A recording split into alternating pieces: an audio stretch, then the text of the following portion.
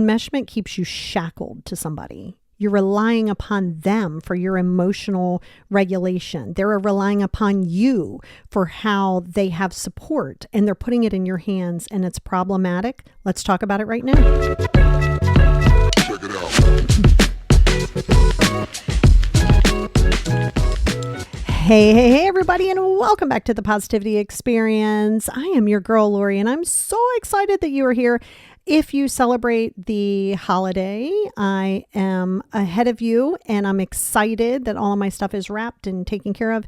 And I hope if you are celebrating this Christmas season that you are ready as well. It is so nice. And I think, it can be hit or miss, because it can either be exciting, it can be depressing, it can be a lot of things. And sometimes the family dynamic or the expectations, what you think it should be, creates this, and it exacerbates it even more. Over on Patreon, we are going to have a really good worksheet to help you untangle what we're going to talk about today. It's going to give you a framework and a place to start on this journey. If that is your jam, it's very, very productive, I think, as long as you're ready to do the work, because that's the other thing. If you're not ready to do it, you can listen, you can read, you can buy books, you can listen to podcasts. It's only going to matter if you're willing to go ahead and jump feet first. And that's what that will do. So if that's your jam, head on over to Patreon, patreon.com/The Positivity Experience. So before I jump into it, it's so funny. I was talking to my daughter and we were chit-chatting, and I have a sister. I have one sister left. I have a brother, sister, mom, and dad. They've all passed. My mom many years ago. Dad was in like 2001, and then my sister and brother was 7 and 8 years ago. So I have one sibling left. She's much older than me, 76. We don't really speak. It's not that we don't not like each other. We're just different people. And we're not enmeshed where you're like, I better hold on to this relationship because it's my last living sibling. And you don't want to do that. Again, she's great. It's just, we're different. We're in different parts of our lives, and it's excess energy that we're just not going to put in because you don't have to. However, in enmeshment, that's problematic. And I know a lot of you listening today are going to be like, holy crap, I'm either enmeshed or I can see other people in enmeshment. And that can be a really hard thing, because when you're growing, you have to be willing very often to walk this journey alone, and that is not sad. I think in general, people are like, God, it's so depressing. And listen, you're going to mourn a little bit because you want the relationship to be different, but this is a solo journey. Of course you want support. Of course you need the resources along the way, but it is a journey that you have to walk alone and by yourself so much, because that's how you're going to learn who you are. And if you've been in enmeshment or you're currently in enmeshment, it's muddied waters. It's really hard to see it. So enmeshment refers to any relationship where any personal boundaries, talk about the boundaries, are absolutely overly diffused. And it leads to not only an unhealthy reliance upon each other from emotional regulation, it puts decision-making and identity into somebody else. So you can't say, I'm going to go set this boundary. I'm going to go set this boundary. Again, a boundary is only a boundary if it carries a consequence. And are you willing to go through with the consequence? So if it's like, we're going to distance from this relationship, or I'm not going to have a conversation anymore, then you better roll with that. It's so important. So years and years and years ago, Dr. Salvador Minuchin, I never know how to pronounce his name, Minuchin, did this whole thing. He pioneered structural family therapy a gajillion years ago. And he introduced the concept, noting it as a hallmark of dysfunctionality in families. And it really is. It is a very dysfunctional place. And I'll tell you in a minute, or a little bit down the road, what it's going to look like. But I want to break it down so you can understand it, because, I think people use words without realizing the many definitions in which it carries. And not, enmeshment, you just think, well, we're just enmeshed. And yes, you are. But there's psychological reasons behind it. There's psychological reasons as to why it's not healthy. And it's nothing to feel responsible for. Like, okay, I'm responsible for somebody else's enmeshment. Well, that's not going to be. And we know attachment theory is a big piece of this. Okay. If you're more anxious attachment, I should say, if you're anxiously attached, you are putting your everything into this person. This person is now the person who is in charge of regulating you. That is a lot of responsibility to put on somebody and a lot of responsibility to take on. You are not, and nobody is for you, responsible for somebody's emotional regulation, their identity, their decision making. And think about the pressure. And I don't know if you've ever felt it on your end, but think about the pressure of someone coming to you. And I don't mean, hey, I need a little support. I'm talking about people who are heavy, hardcore enmesh, and we're going to talk about enmeshments and friendships too. And they're kind of putting this on you and you're walking into it. So that means you have a contributing factor. One person can't be enmeshed without the other person. That's just attachment. So it's when both of you are feeding off of each other. And there's key features. So many of you are going to go, oh my God, I have been in enmeshment for years. And again, it's not just family and lovers and everything. It's people in general. Key features is blurred boundaries. Blurred boundaries and also selective boundaries. If you're not going to take calls after 8 o'clock, not including emergency calls, if you're not going to take calls after 8 o'clock, that's across the board. You can't pick and choose. Is there a blurred boundary because you're like, well, it's my spouse, it's my friend, it's this. Okay, that can't be. You're diffusing these boundaries yet again. You're becoming overly dependent. Oh my goodness, overly dependent upon each other. So you're so worried about, I can't do this without this person, or I need this person to contribute to this. And this is not to be confused with, hey, let's have a discussion before we make a big purchase. It's a little bit different. But it's when you're trying to decide what it is that you want for you. How do you feel? Oh my God, I feel bad. This person has to fix me. No, this person does not have to fix you. This person isn't going to come in on their horse with their sword drawn and save the day. And they can't. And if you're waiting for someone to save the day for you, you're going to continuously chase that. And then you're going to put unrealistic expectations on another person. Or you want them to see, oh my gosh, don't they see that I need them to help me with my emotional regulation? They cannot. And I think that's a really difficult time for people. And I cannot wait to talk to you about parent-child relationships because so much of what you're struggling with now can be a multitude of reasons, but enmeshment is absolutely one. And then there's control described as care. Oh my God, this is big. Control described as care. Disguised as care. And I'm telling you, you're going to be like, oh my God, this happens so much. It's one party overly dominates in their life as love. They're going to dictate for you, and a lot of this is their control, right? They're going to dictate for you, hey, I don't think that job is good for you. Hey, do you think that relationship is for you? Hey, like they are ingraining themselves. They are now fuse themselves into your life. This is that. And it comes into ego. There's a lot of other things, but it's a big piece of enmeshment. If one party is overly dominating in life for the other person and saying it's because I love them, hard pass. It's also manipulation, it's control, it's insecurity, it's enmeshment. I mean, the list is endless. And I think that's a big piece for you to realize, because this way you're not feeling guilty based on what somebody else is saying to you. Well, okay, I'm just trying to help. I don't know if you've ever heard that. Why? It's just because I love you. I'm just trying to help you.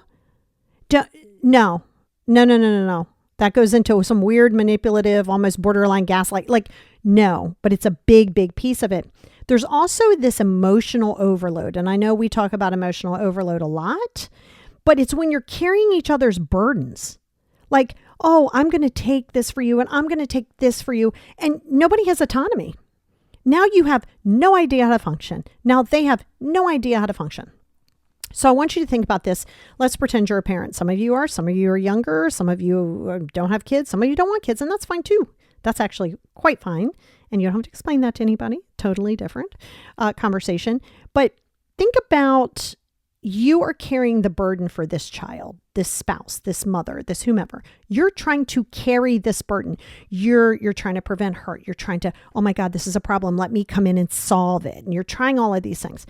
Now you walk outside the house and you get ran over by a bus. Boom, you're gone. You have been taking on all these people's burdens, or attempting to. You have tried to run interference so they never experience pain, never experience quote unquote failure, which is actually failure is a great thing, and that they're not experiencing it. And you're making it easier for them, but you're not. They don't have the tools. You cannot run interference to take away their pain when they hit the brick wall from the train. They have to hit it, and they have to experience their emotions, and they have to figure it out. Be there, be supportive, love you, here for you, but I trust that you can figure this out on your own. That's not cold. That is allowing someone to have autonomy.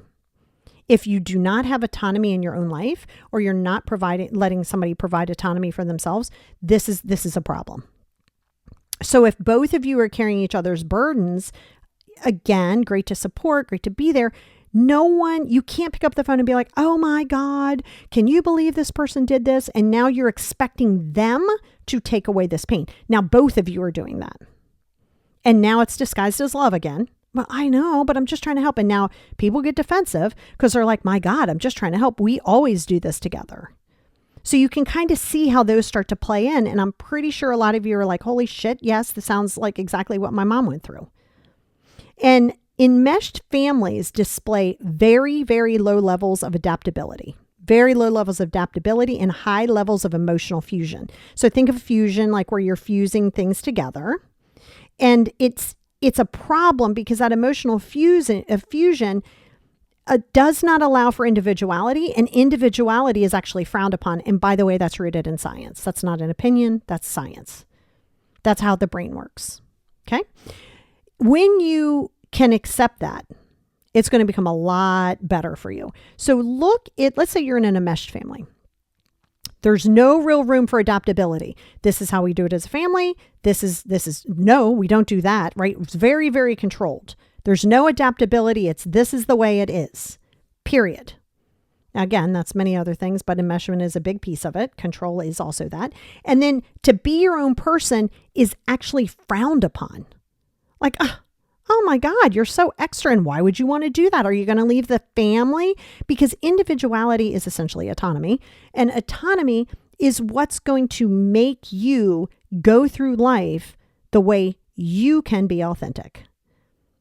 But a lot of families might go, oh my God, well, what do you mean? You've left the church, you're voting different than me, you got a divorce, I didn't believe in divorce, you're doing all of these things. Why are you going crazy?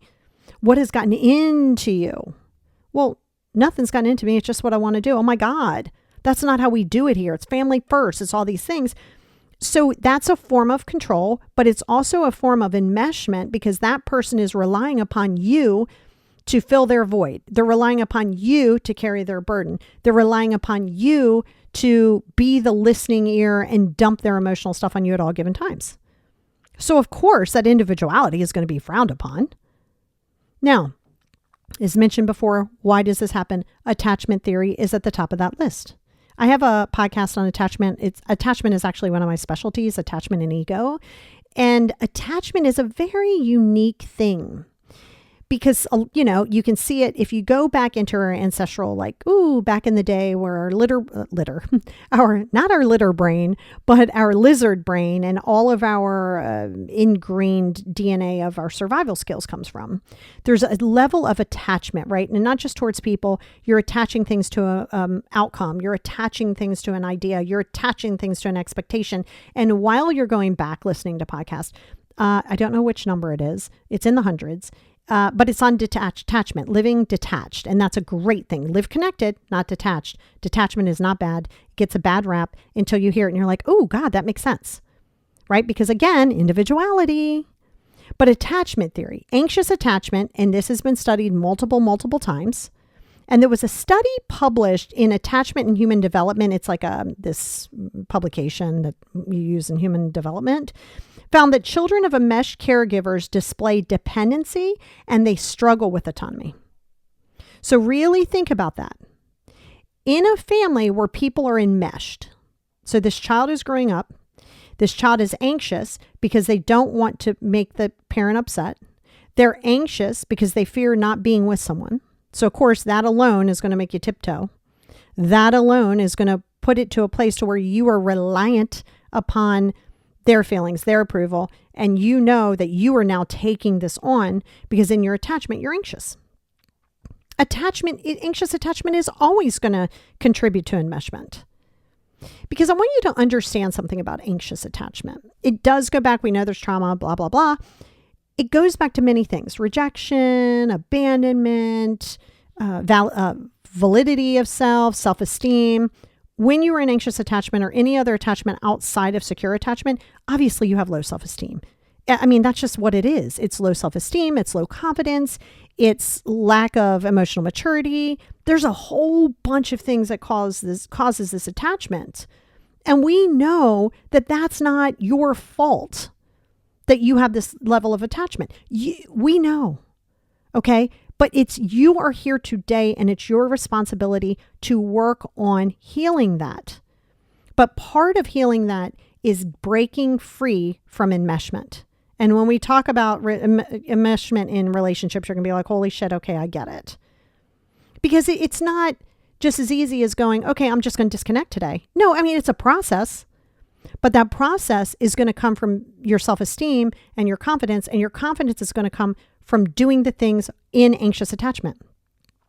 There's this thing, and my clients will ask me a lot, God, like, how can I get more confident? Well, do the shit that you don't want to do and that you fear doing. That's how you're going to get it. There's not a scenario where I go, okay, well, if you do A, B, C, D, F, G, then you're going to be confident. No, You got to do the shit that you don't want to do. You got to do it. You got to feel that emptiness. You got to feel the guilt and let that shit go. You got to feel that. And that's how you gain confidence. But there's no scenario where you gain confidence and then you do the things. So attachment, and again, children of enmeshed caregivers. So you're walking in, you're born into this attachment. This is where you are. And now there's all of these different things, and they're going to display dependency, and the autonomy is not going to be a thing because the individuality is going to be discouraged. So have you ever thought, my God, in my life, people told me what I'm supposed to do, how I'm supposed to feel, where I'm supposed to go? Well, yeah, I mean, you got to have some kind of rules, but it's when you are questioned or told that your individuality is wrong. That's bad. That's not how we do it. There's also a family dynamic that comes into there. So if you look at family systems, like different patterns in family scenarios, and you look at it, which is why you've heard people say breaking generational curses, breaking the system, the cycles. And it's very, very true. So when you see a pattern, so if you pull up, let's say you pull up your ancestral chart, but you can like see them in action. It's not just names. And you see that in that system, there's a history of a pattern of children acting as caregivers to their parental people. Children become responsible for emotional or physical needs, and that's intergenerational transmission. So I want to go through that. A child, and we're going to go deeper in this one. It's like, how does it present out? If a child feels, or let's say, and even now, you could be an adult child thinking about this in general. If you feel responsible for emotional or physical needs of a parent, this is going to create high levels of enmeshment, massive codependency, because now it's put upon you, and maybe you've taken it on out of choice, or maybe you haven't. Maybe it was given upon you. But this is where that's a family system, and that will breed enmeshment every single time. And again, these are all studies. These are scientific studies. These aren't just like, hey, here's an idea. These are studies, and it's over a long period of time. And different areas of your brain, right? Your amygdala, your hippocampus, there's all of these things and how your brain functions. And if you have ADHD and bipolar and depression, different things are wired in your brain. That doesn't make it impossible. That does not make it impossible. So you know what your struggles are, you embrace them and you walk forward. But if you see a family system and you look at a pattern where you're like, my God, they've been doing this for years. Do you want to continue it or do you want to break it? Because hard is going to exist in this planet. Hard is going to exist in this world. Stop running from hard. Two different types of hard. Is it hard to stay, feel stuck, feel empty, feel lonely? Is it harder to stay there? Or is it harder to just take the chance, cut ties, do what you do, walk through your guilt, and then move on with your life? Both are going to be hard. You choose. One keeps you stuck. One, after you get through some bullshit and feel it, gives you self-confidence. It gives you opportunity. There's a lot of different things that it does. Now, of course, emotional trauma. We're talking about the why. Well, we know why. There's emotional trauma there.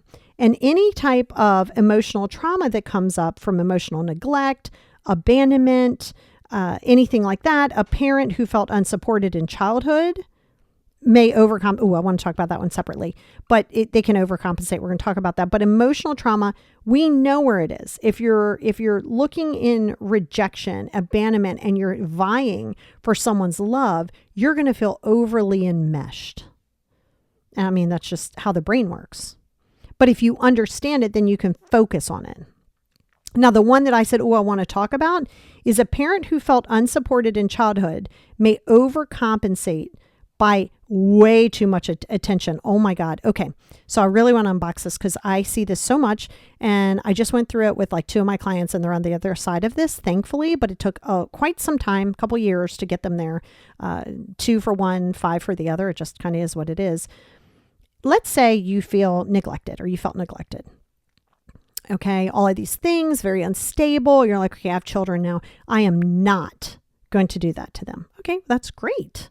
That's amazing. You're breaking the cycle. Here's where it becomes problematic. You are going to overcompensate. You're going to shield them. You're going to try to protect them from any pain, any hurt. You're going to think that they should be included. Little Timmy should be included into everything. They are going to be anything that they want to be. You are creating a narcissist. And that's right. Some narcissists are born. Some narcissists are made. You are creating a very entitled human being. Because now little Timmy, who wasn't invited to anything, and then you kept getting him invited, and you can do this and you can do it. Support is one thing. Hey, you know what? I'm here to support you. I love you.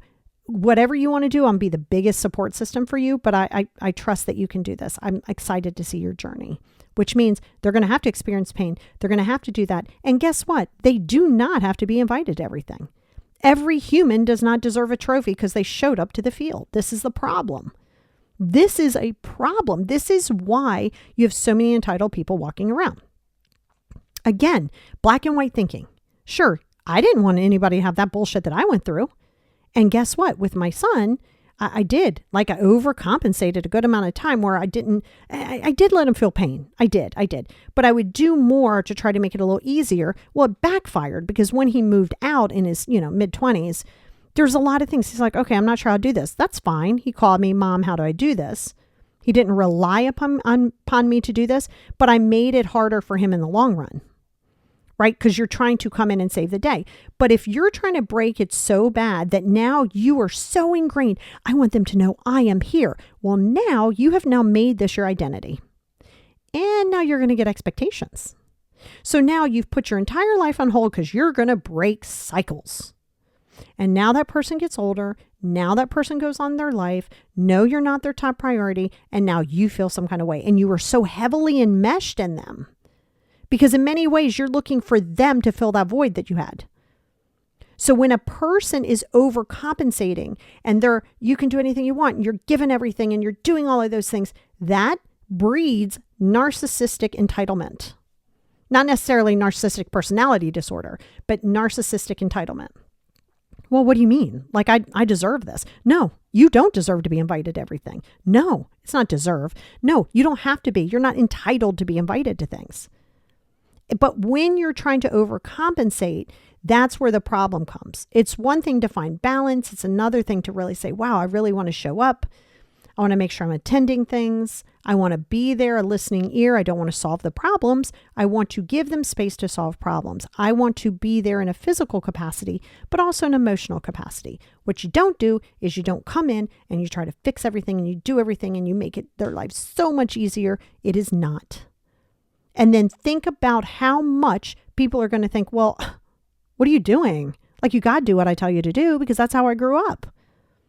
So that is a real tricky part, because I'm telling you right now, and I've seen it a million times over the last 20 years, and it's literally studied multiple times, that when you give someone so much praise, I don't mean supportive, just really praising, they are the sun and moon, and they are responsible for how you feel and all those things. You just put somebody into some weird like God complex that in the beginning they didn't even ask for. Right? Like, They didn't even really ask for that, but you've kind of put that upon them. You really have. And like culturally, close family ties are emphasized to erase autonomy. It really is. So like, think about in certain cultures, right? In certain cultures, there is this overall how we do things culturally. That's just how life works. And you guys know I have clients all over the world. And there's a lot of cultural things that we work through and a lot of tighter enmeshments there. But one is a couple things. You are expected in certain, even here in the States, you're expected, in quotations over here, to take care of your parents' emotions. You're here to take care. You got to do this. That is not healthy. That's not a boundary. That is an expectation. So how does enmeshment show up in relationships? And that's what we're going to talk about in families. There's a parent and child dynamic that causes a ridiculous amount of trauma in which most of us experience. And that's where a parent is reliant upon their child for emotional support or decision making. No. So this is where you're treating them as a confidant. So you're my person, sharing marital problems, looking for emotional support. This is a problem. You are not, I'm thinking of you as a small child, right? You are never responsible for your parents' emotional support, emotional needs. You're not. So then if they're like, oh yeah, like, oh my God, your dad and, your dad's been cheating on me and we're doing all of those things and blah, blah, blah, blah, blah. And now they're looking to you to either get you to side with them or allow, oh, like feel sorry for me. And, this is your responsibility now. Emotional support and decision making. You're treating them like they're your therapist. You're treating them like they're your best friends. You can't do that. And if that was put on you, just know what that was. That's enmeshment. That was created enmeshment. So now you know. Because if you ever felt like you had to be your parents' emotional support, if you ever felt as though you had to make a decision, like as an enmeshed team, if they're pulling you into some of this confident things and we got to talk about it, that's enmeshment. It's not healthy. It's not having a good relationship. It's codependency. So if you were on the other side of that, just realize that part of your attachments, part of your insecurities, part of your walking on eggshells is because in the beginning, you felt obligated to take care of your parents' emotional health. And that's not now and never will be your job. And when you look at it, you can probably, like for some of you who are like, oh my God, I grew up that way. You can look at it right now and you can say, okay, me at 48 years old, I'm 53, so I'm making myself a little younger. Say like, okay, me at 48 years old, I have my own business, I have my kids, I've got 3 houses, whatever the case may be. You still feel responsible for your parents' emotions. I didn't say don't take care of them. I'm saying their emotional needs because this is a system. And when you do that, sometimes most of the time, that goes from the parental thing over to a different type of a relationship, right? So your attachments just go from here to here to here. So then you're trying to create an enmeshment because that's what feels safe to you, but it's not safe. Siblings is another one, right? Because we were talking about families. I was talking about my sibling in the beginning. Again, Joanne, she's fine. I don't dislike her. It's just we don't vibe. So why would we either one of us put like energy in? But if you feel with a sibling obligated, because here are the words, obligated, to fulfill their emotional needs. So if a sibling is going to take a job, right? You found a job in Colorado, but you live in Florida, whatever. And you and your sibling are close. You are close. You, your sister or brother are close. And you get this really great job opportunity. And you're like, oh my God, it's great. Oh, I got this job in Boulder. It's going to be so nice, the weather. And now your sibling is like, oh my God, I'm going to miss you. And I don't mean a healthy, hey, oh my God, I'm going to miss you. I'm going to come visit you. It'll be sad, but I'm really happy for you. No. No. This is where, and you can see this with parents too. Well, but what am I going to do without you here? You'll be all right. You will be all right. But if you alter what your desires are, what your goals are, and what your opportunities have, because people don't want you to do it, not only are you attached, you're in deep enmeshment. Deep enmeshment. So if you've ever felt, I can, or I'm not going to take this job or this situation because I don't want to hurt these people, now you know what it is. If you're ever like, God, why am I doing that? Because you're in mesh. That's easy. That's it. That's an easy answer for you. So if you find yourself doing this, again, hopefully you're not expecting this from other people, but if you are, show compassion to yourself. Good chance you grew up in an enmeshed family, so you know what you know, and you're learning tools, so you just put this on somebody because that's just how the system works. That's what we do, right? So it makes sense to me. So I don't want you to beat yourself up and be like, what's wrong with me and why am I doing this? Just course correct. What's my deeper issue? Let me deal with my abandonment. Let me accept that, this person may never be what I want them to be. Let me accept that they're not responsible for my emotions and vice versa. When you're aware of what's going on, now you have a roadmap of what to fix. You don't necessarily have to know where to start, but you know, because sometimes you're like, my God, I don't know where to start. Well, of course not. You don't even know what you're really dealing with. Wow, no, I just feel lost. Okay, well, that's way of a blanket statement. Let's unbox that. Now, how does this show up in romantic relationships? And my goodness gracious, it shows up frequently. If you are over dependent, if one partner is unable to make small decisions, think of restaurants, without consulting somebody else. Okay, so here you are, you're dating, and you really want to go to Chili's, which, by the way, total side note, I just read that that's like one of the most popular chained foods restaurants, and I can see why. They make really good drinks and food. But let's say you kind of want to go there, but you're not really sure. And somebody says, hey, when it says, hey, do you want to go eat? And you're like, well, I'm not sure. Let me ask Jimmy where he wants to go. Well, why are we asking Jimmy where he wants to go? Somebody asked you to make a decision. Make a decision. Where do you want to go? Jimmy can figure it out. I mean, it's simple. It's simple decisions. And are you overly reliant upon them? Like, can you really not make a decision without making sure that they approve into it?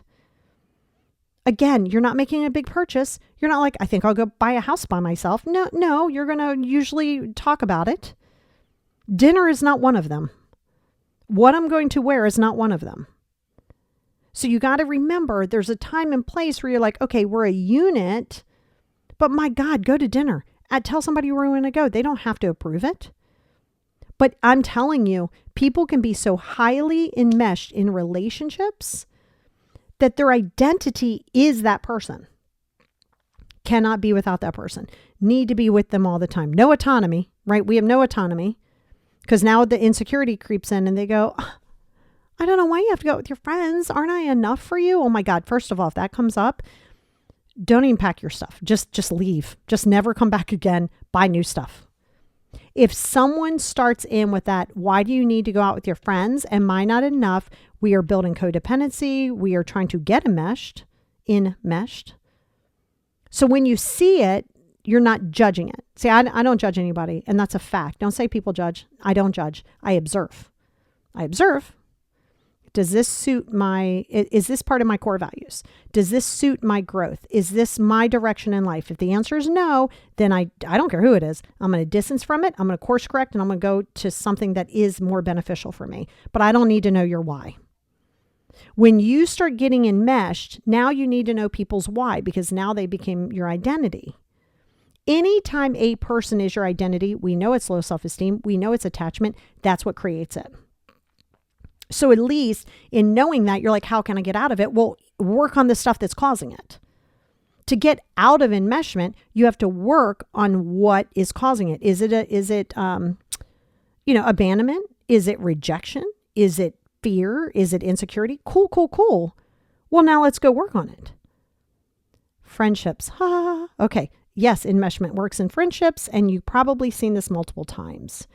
So in friendships, it's excessive involvement, like a friend who insists on being included and responds poorly when boundaries are put into play. Because you'll have these people who are appealing to you, but I'm your best friend. Well, I'm coming, right? Like, what do you mean I'm not coming?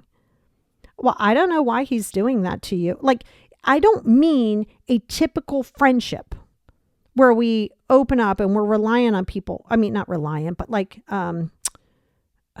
receiving of people, receiving of that energy. Not at all. This is where you say, hey, I'm not having people over today. And now your friend loses their mind. What do you mean? I'm not just anybody. Like, come on, I want to come over. Now we start guilt tripping. Now we start manipulating. And you're heavily reliant upon that friend, those friends, to emotionally regulate you. Stop replying, that too. But stop expecting people to regulate your emotions. Those are yours. Those are yours. And if you're insecure or if you feel competition with other people in the friend group, deeper issue. And again, when looking at this on a whole and saying, am I on the receiving end of enmeshment? Like, do I feel like, I mean, obviously you're both in there, but do I feel obligated? Well, now you know why. And why you have the guilt and why you feel the shame, which is never beneficial whatsoever. But why you feel that and fear of being out by yourself, now you know why. Right? And so instead of saying, I need to know why, you do know why. But what are you going to do about it now? So when you're dealing with different things, like I said, your abandonment, your rejection, and there's so many psychological effects of enmeshment. So much of what happens in your brain can be felt in the body and vice versa. Sometimes it's the chicken and the egg, right? Oh, I had an anxious thought and then it happens. Oh, my body felt weird and now I have anxious thought. So it's like a chicken and the egg. Emotional burnout is drained and resentment. So if you feel emotional burnout because you feel drained and resentful, you now have a side effect of enmeshment. And I know some of you are going through that because some of you are my clients, and I know you are for a fact, because you are emotionally investing in someone who is leaning on you to heal them. That is going to create burnout at any given time. Now you forget that you got to check yourself. It's not a blame, it's an awareness. So if you keep showing up to the circus, and you're mad at the clowns, well, it's not the clowns. So of course it's going to feel weird. Of course you're putting yourself there. If you have a lower self-esteem, you will get sucked into this.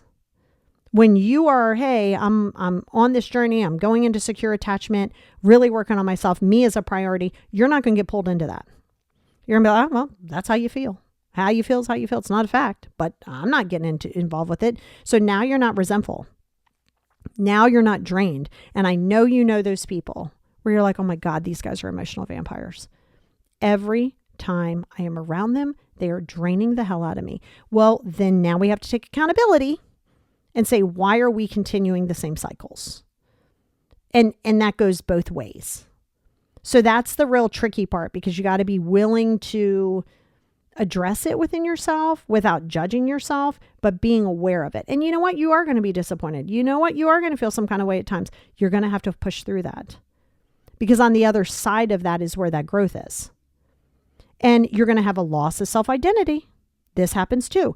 This is where you are so enmeshed that you're struggling to find yourself outside of that relationship. Oh, we see this a lot in romantic relationships, but also parent-child, siblings, friendships. It comes in everything. If you identify yourself, if you have identified yourself as a job, as a person, as a wife, as a mother, as a father, as a whatever, you have lost your identity. You know you're enmeshed. Because your identity can't be what you do. Your identity is not a parent. That's not your identity. Your identity is not that CEO job. No, it is not. That's not your identity. Because making that your identity is where you are going to breed so much resentment for yourself, and now you go into emotional burnout. Now you're in emotional burnout. So if you find yourself ever feeling like not knowing what to do, which again, it's going to be a little weird once you've been with somebody for a long time, but to get it, you kind of get out of a relationship and you're like, oh my God, who am I? Because you've lost yourself along the way. In turn, why is that? Because you didn't have autonomy. You did not have individuality. You can't make any relationship your identity. You cannot lose yourself in relationships. Now I'm taking myself back when I was younger. right? Teenage years, you don't, you're very angsty and, oh my God, I love everybody. Like, these are my people. And you have all these friends. And now it could be either side, by the way. And you get with somebody, you're dating somebody. All of a sudden, everybody else doesn't exist. You just ghosted out on everybody. They're like, damn, the hell, they're never around anymore. Why are they never around anymore? Well, you know them, they're together all the time. And then something happens and now they're broken up. Now you're broken up with that person. Now you're like, hi, what are we doing tonight? And people are like, what the hell is wrong with you? We're not hanging out with you. Because you made that person your identity. If you change who you are in public with this person, you are making them your identity. So even as an adult, if you are one way and then you're different when you're with your partner or your friends, you've made that your identity. See, you want to be the same across the board. I'm going to be the same across the board. I am exactly me. I don't have to worry about who I'm supposed to be. Oh, are you going to like it? Am I going to make you uncomfortable? If I make you uncomfortable, I made you uncomfortable way before now, and I'm not going to change it today. I was not always like this. I was writing about this in my book that I'm writing, and I was like, oh my God, I've come a long way. Sometimes when you're writing, like I've been writing, my story and how I got on this side of it, I'm like, my God, I have come far. Because sometimes you're so caught up in your headspace and things that you still need to work on and you're not doing that you forget. But this is one of them. I was so reliant upon other people. I was so reliant on being included. I was so reliant on being the person that somebody else wanted me to be based on my approval. And this is as a teenager and early 20s. That I started to come out of that mid to late 20s as I was going through my own stuff. But it was tough because you see this relationship of any type, by the way, and it feels connective. It feels whole. It feels good, especially if it was done at a time when you were going through a lot of stuff and you were in peril and life was just not going great for you at that time. And now said person comes in and you're like, oh my God, this person pulled me out of the darkest times. And now you're not going to leave that person. Now you feel obligated because they quote unquote saved your life, or you've all this time invested, or you don't want to hurt them. You don't want to do these things. You are enmeshed. You're enmeshed. These people cannot be your identity. You don't owe people. Stop saying you owe people. And your chronic guilt, it triggers feelings of guilt as though somehow or another you are betraying them. And don't get it twisted. Those enmeshed people are going to hit you with so much manipulation. After all I've done for you, oh my God, I can't believe that you would do this to me. They're going to put that on you. And for so long, you've allowed that to happen. So now you're in a space of feeling, oh, fuck, I betrayed this person. But you didn't. You didn't betray the person. You started showing up for yourself. You betray yourself when you're people pleasing everybody. That's who you're betraying, yourself, not them. So if they feel quote unquote betrayed, just know that you were showing up for yourself. Because for so long you put yourself in a corner, and we know nobody puts baby in a corner. It's really important to know what is going on with you. And are you willing, this is a question, are you willing to change it? Are you willing to feel uncomfortable? Are you willing to be the villain? Are you willing to maybe go this journey alone? I told you, and I'll tell you again, I say to every client that comes in front of me on Zoom, the people who start on your journey do not always end up on your journey. So you know what? If you're going to live your best life, maybe one, two, or all of these people are not going to be on that journey. Are you willing to accept that? Are you willing to put yourself as a priority? Are you willing to stop betraying yourself and stop putting yourself in a corner to come out? Are you willing to come out from the shadows? Are you willing to let people feel how they feel disappointed, feel mad, feel betrayed, feel like you're rude? Are you willing to do that for the sake of yourself? And until you're willing to do that, it's going to be a problem. It's going to be a problem. And it leads into anxiety and depression. In 2020, a study in the Journal of Family Psychology literally published that enmeshed families have more mental health problems than other people. How could you not? How could you not? It's really important. And it's interesting because I know there's a book, Mel Robbins is coming out with a Let Them book. And she did not create that, by the way. Cassie created the Let Them theory. But it was just like a poem. It was for domestic abuse survivors. And I believe Mel's daughter, turned her onto it. And so she's able to use her platform now. And she's got a very big platform. She's able to use this platform to allow you to see, like, let them feel how they feel. Let them feel disappointed, which I love. However, it's not a but, it's a however. I prefer let me. That's just me. I prefer to let me because, and I get the concept. So I'm not saying it's negative. You should get the book. I think it's going to be great for so many people. And it is. I think it was great for the domestic abuse survivors that Cassie wrote it for. And I believe with Mel having such a large platform, it's going to help a lot of people. But I also want you to remember the let me. I really use let me more than let them, but it's just that's what works for me. Because letting them, in my mind, for me, is almost like you are approving that you're letting them in some ways, right? And I get the concept because you're saying, okay, I got to let that go because it is what it is. But I like let me. Let me accept. Let me release the need to control. Let me take ownership of my actions. Let me. So for me personally, I like the let me. It's not a let me theory, but I guess if I'm creating something, it would be let me theory, right? There's a space for both. And I think it would be very helpful. I think Mel's book will probably be out by the time close. Yes. I think her book will be out right shortly after this comes out. So by all means, I think you should purchase it. I think you should support it. I think there's a lot of amazing things in there. I just want you to remember that it isn't just about letting them. It's about letting yourself. And I think if you can match those two together, it's easier. Yes, they're going to feel how they feel. Yes, they're going to do that. So you're not technically letting them do that, but you got to let yourself accept. So go into it that way too. So use the let them, but mostly put it as let me, because I think it's going to help you a lot. Let me accept that I've been in enmeshment. Let me accept that this is my responsibility to work through. Let me accept that this is my life. Let me accept that these are my emotions to process. And then you can use the let them there, but you got to put the front end of let me. And when you do that, I think it's going to be a lot better for you. But quite honestly, you could read books, you could listen to podcasts, you can listen to her, you can listen to me, you could listen to 87,000 other people. And until you are ready to let yourself and really dig in deep, because knowing the knowledge, having affirmations, reading books is only as good and effective as you're willing to put into play. There's no magic pill. There's no magic solution. There's no magic book. There's no magic therapy. It's coming down to radical acceptance from you. What are you willing to accept? I mean, that's a question for you. Are you willing to get out of an enmeshed relationship? Are you willing to feel solo for a while? Are you willing to do that? Because quite frankly, until you let yourself do that, until you accept that about it, you're going to stay in enmeshment. You're going to wait for that guilt to go away. You're going to wait for the perfect time. There's no perfect time. It's Christmas. I can't do that. It's summer. I can't do that. This is going to be a chronic system. Look at your patterns. How are you going to change them?